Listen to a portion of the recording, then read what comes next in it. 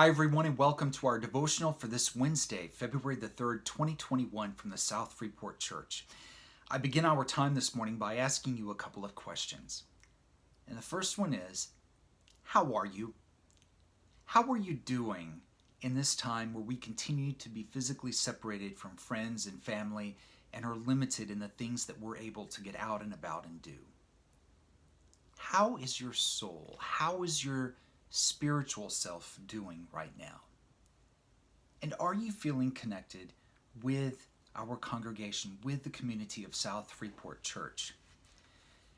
Even though it has been months since we have been able to physically gather together in worship, there's something odd about waking up on Sunday morning and not looking forward to getting dressed up to go to church and to be with all of you. Well, as I was thinking about this time that we are in, and as I was thinking about those questions that I opened up with, I was reminded of one of Paul's letters to the Corinthians. And this morning I want to read with you some select verses from 1 Corinthians chapter 12. And so Paul writes, beginning in chapter 12, verse 14, "Now the body is not made up of one part, but of many.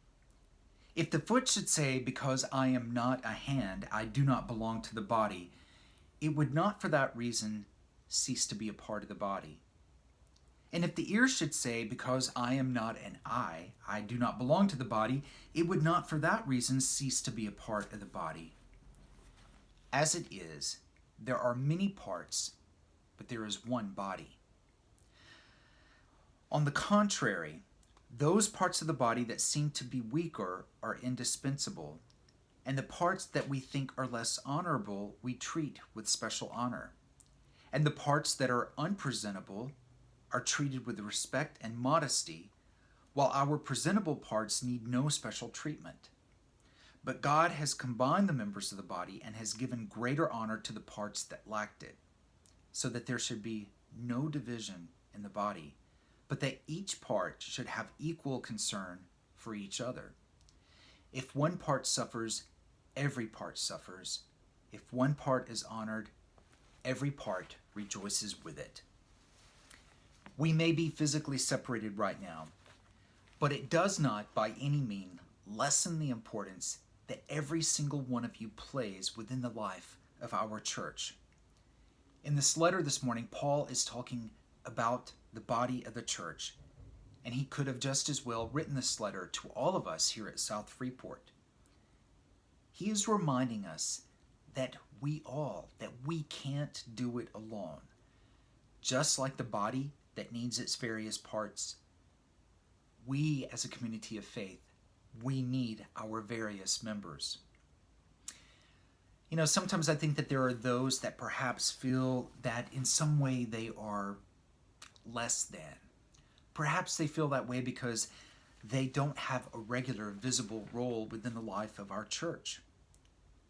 Or maybe there is someone that doesn't feel that he or she has a gift to offer. Or maybe someone is new, a beginner in their walk of faith, and maybe feels that they don't have something to contribute to the conversation. But I'm here to tell you that you do matter. Every single one of you matters so very much. Every one of you, you have your own unique gifts, your own unique presence, and we all have a collective, boundless love of God that unites us all as one single body. I love verse 26 where Paul says, "If one part suffers, every part suffers with it. If one part is honored, every part rejoices with it." How true is that of our community? How often do we gather and rally around someone who is experiencing a great loss, a health challenge, the loss of a job, or a tragedy of any kind? How often do we celebrate and share the exciting news like the birth of a baby, a new career, or a new marriage? We are each a part, and we each play a part.